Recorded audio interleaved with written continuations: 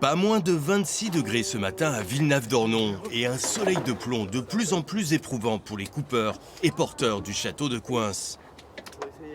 C'est surtout les nuits, la température descend pas trop, mais non, ça va. Ils nous font des journées raccourcies en plus. Oui, c'est supportable. Après, là, tant qu'on n'a pas le soleil, ouais, mais après, à partir de 11h, là, je pense qu'on va cramer, quoi. Pour préserver les organismes, la récolte a démarré ici à 7h, soit 1 heure plus tôt que d'habitude. Ça fait toujours du bien. 22 vendangeurs qui se sont arrêtés à 11h où déjà 33 degrés étaient relevés.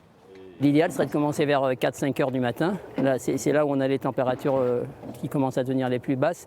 Mais seulement il fait nuit et comme on vendange à la main et qu'on trie à la couleur souvent, à l'aspect des raisins, il faut voir parfaitement les raisins. Au château Smith-Lafitte, à Martillac, une autre troupe ramasse ses sauvignons blancs. Tous se protègent du soleil et de la déshydratation. On met les chapeaux et tout, on boit de l'eau, voilà. Autrement, c'est très bien. Face à cette canicule, le choix a été fait de stopper la vendange en fin de matinée. Il faut par ailleurs protéger les arômes et la fraîcheur des raisins.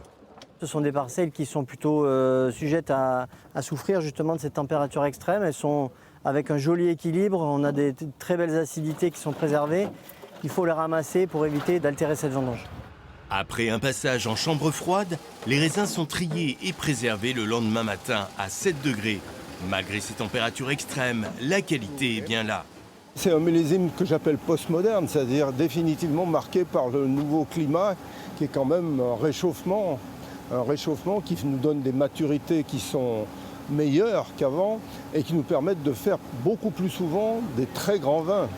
Ces dernières années, ces millésimes marqués par le réchauffement sont toutefois moins importants en volume à cause du gel du printemps et de quelques épisodes de grêle et de mildiou l'été.